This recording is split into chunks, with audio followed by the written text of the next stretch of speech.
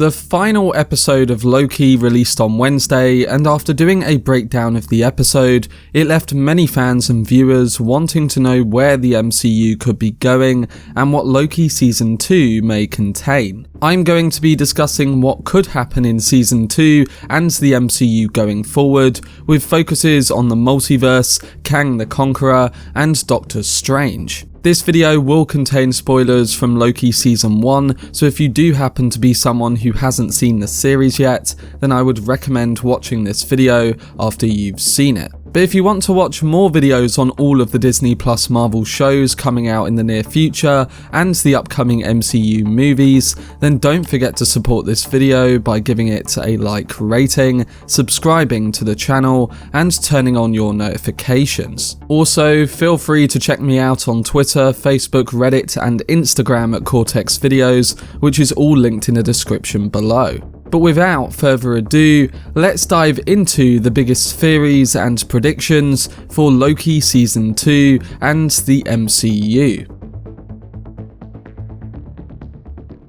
So in episode 6 of Loki, we encountered He Who Remains, or Immortus, a variant of Kang the Conqueror, who after a multiversal war between countless variants of himself, decided to found the TVA in the hopes of ending the war. Immortus also explained how and why the war happened and why the TVA was necessary. However, in the end, he is killed by Sylvie, a Loki variant. But I believe these final 2 episodes of Loki foreshadow what is to come in the future of the show, as well as the forthcoming Multiverse of Madness, as well as why Loki was targeted by the TVA to the point where they dealt with him a lot. To begin with, I think Loki Season 2 is going to throw plenty of new challenges at Loki and hopefully more focused exposition. First of all, our God of Mischief will need to figure out what is going on in this new version of the TVA. How will he get Mobius on side if Kang has always ruled this timeline or rewritten history in some way?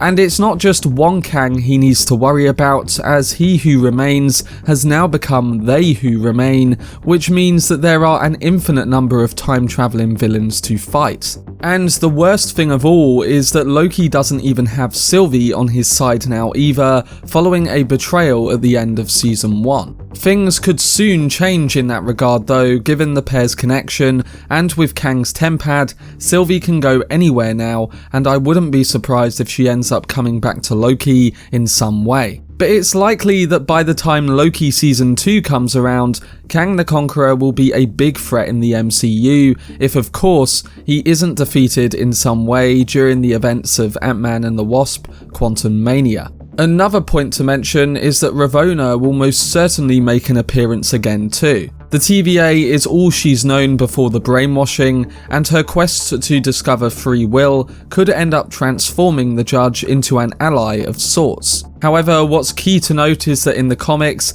Ravonna becomes closely connected to Kang, so my bet is on the character following that path and maybe assisting the evil variant in his endeavours. And with all these plots by Kang, it tells us that Loki will need all the help he can get. But coming to my main theories for Loki Season 2, in truth, Kang and Loki are not so different. Both started out with a lust for power, and both ended up looking to either rule or destroy the TVA. This is also represented with the differences between Loki and Sylvie, with Loki wanting to consider helping the TVA, and Sylvie wanting to destroy it. In the Marvel comics, Kang the Conqueror branches from Immortus, his older variant self, with Immortus calling him the Master of Time. He prunes away the chronal branches deemed by others to be dangerous, reducing reality to a bloodless meadow. Similar, Sylvie states that the universe wants to break free, so it manifests chaos,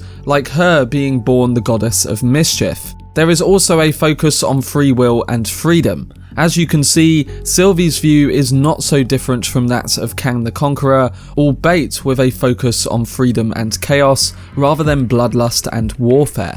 In fact, prior to episode 6, several people theorized that the creator of the TVA was in fact a Loki variant, and the case in point is that no two Loki variants are exactly the same. In Loki episode 2, Owen Wilson's Mobius explains that the TVA has pruned a lot of different versions of Loki, and almost more than any other variant.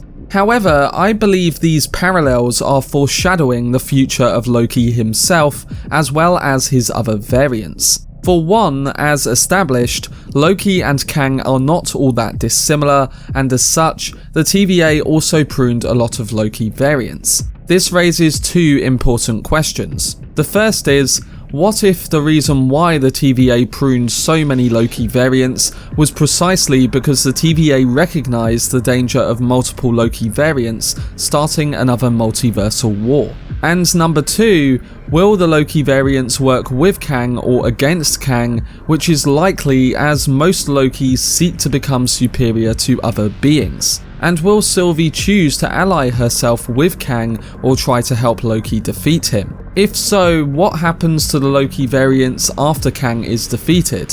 Will the Loki variants all continue to wage war against one another? Personally, my theory or speculation is that the first option is the most convincing. Loki was not just the god of mischief and chaos to the TVA, but someone whom Immortus actively considered enough of a threat or a successor to pave the way for two Loki variants to either take over the TVA or to kill him instead. For some reason, whether it be because Loki himself is the personification of chaos and mischief, or for another, above all other variants, those of Loki were most like Kang. This in turn gains the attention of Immortus, leading to the events of the show, where Immortus, having grown bored and wary, wants to start a new game with Loki, with the fate of the multiverse as its stakes. To this end, the choice Immortus offered Loki and Sylvie was also a choice he once had to make, which involved choosing either stability or chaos. After a lifetime of chaos, he chose stability.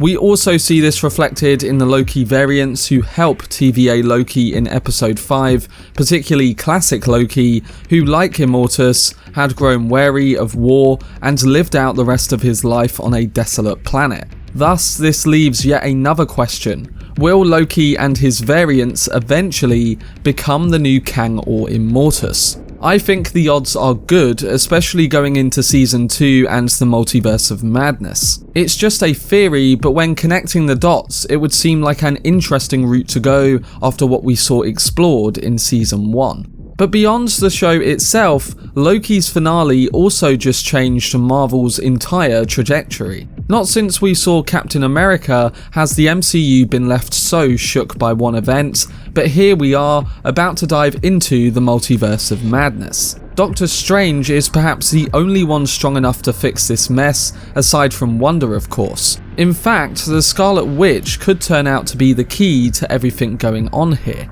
As a Nexus being, Wanda can reshape reality itself, and that's going to come in handy given all of the Nexus stuff happening from this point on. Elizabeth Olsen's involvement in the film has already been confirmed, and at the end of WandaVision, it was strongly implied that Wanda will visit another reality to try and rescue some version of her now deceased children. Could this help fix things somehow, or perhaps make them worse? But Doctor Strange and Wanda aren't the only ones caught up in all of these problems. Loki has been cast in Doctor Strange 2, so it's very likely that we are going to see a potential team up between Doctor Strange, Wanda and Loki himself, even if it's just to begin with. Whether that involves trying to take down an evil variant of Kang or not, we don't know. But I would presume that Ant-Man and Loki Season 2 is going to be dealing more with Kang, because the character is now heavily focused in both. My prediction is that Doctor Strange 2 and Spider-Man No Way Home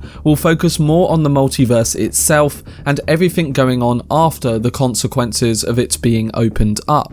But whatever they do have to deal with in that film, it's going to take a good few installments to sort this growing problem out. And to add to the list of mind-bending MCU properties, there's also an animated show called What If, which will dive into some of Marvel's alternate realities firsthand, and of course the upcoming Spider-Man sequel, which will also tackle the multiverse, with cameos from franchise stars who appeared before the MCU.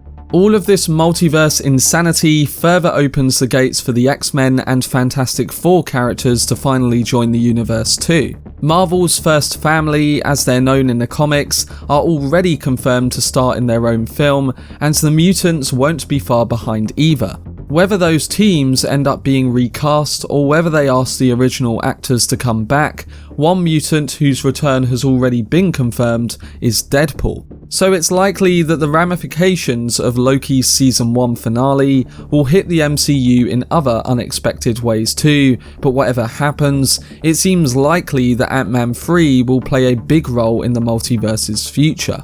He Who Remains has been confirmed to appear as the villain, and given that the film is named Quantumania, Ant-Man will likely help save the day with a quantum weapon or a device that harnesses quantum energy. But I do think that Kang is going to be a big player in many films and shows to come, so I wouldn't be surprised if Ant-Man can't stop the famous villain, or at least maybe he'll stop a variant of him. But putting this all aside, I do think that my theory at the beginning of this video surrounding Kang and Loki does carry a lot of weight, and I'm interested to see what direction that they eventually go in.